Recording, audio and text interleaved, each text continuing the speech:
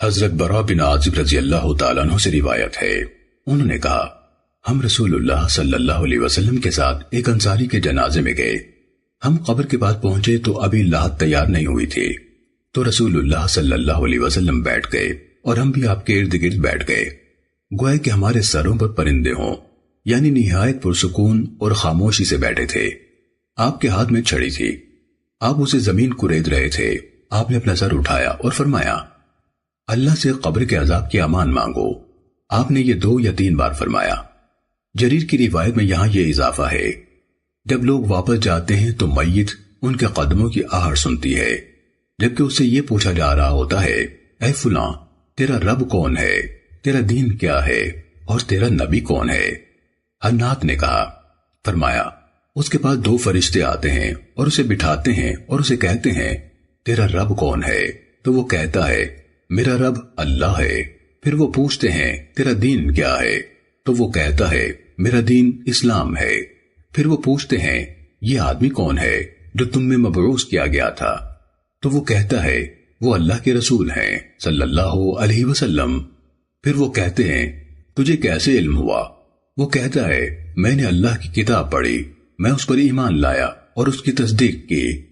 جریر کی روایت میں مزید ہے یہی سوال جواب ہی مصداق ہے اللہ عز و جل کے اس فرمان کا یثبت اللہ الذین آمنوا بالقول الثابت فی الحیاة الدنیا وفی الآخرہ۔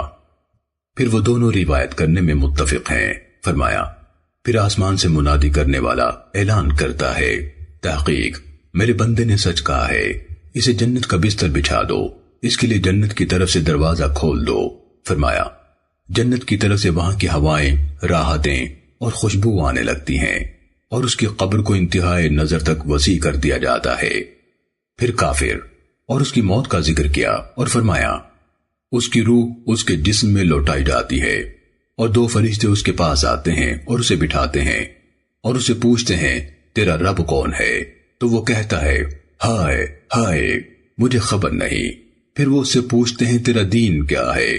تو وہ کہتا ہے ہاں ہائے مجھے خبر نہیں۔ پھر وہ اس سے پوچھتے ہیں یہ آدمی کون ہے جو تم میں مبعوث کیا گیا تھا؟ تو وہ کہتا ہے ہائے ہائے مجھے خبر نہیں۔ تو منادی آسمان سے ندا دیتا ہے کہ اس نے جھوٹ کہا، اسے آگ کا بستر بچھا دو، اسے آگ کا لباس پہنا دو اور اس کے لیے دوزخ کی طرف سے دروازہ کھول دو۔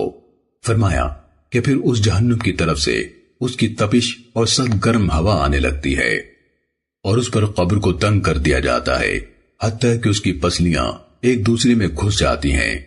جریر کی روایت میں مزید ہے پھر اس پر ایک اندھا گونگا فرشتہ مقرر کر دیا جاتا ہے جس کے پاس بھاری گرز ہوتا ہے، اگر اسے پہاڑ پر مارا جائے تو وہ پہاڑ مٹی مٹی ہو جائے۔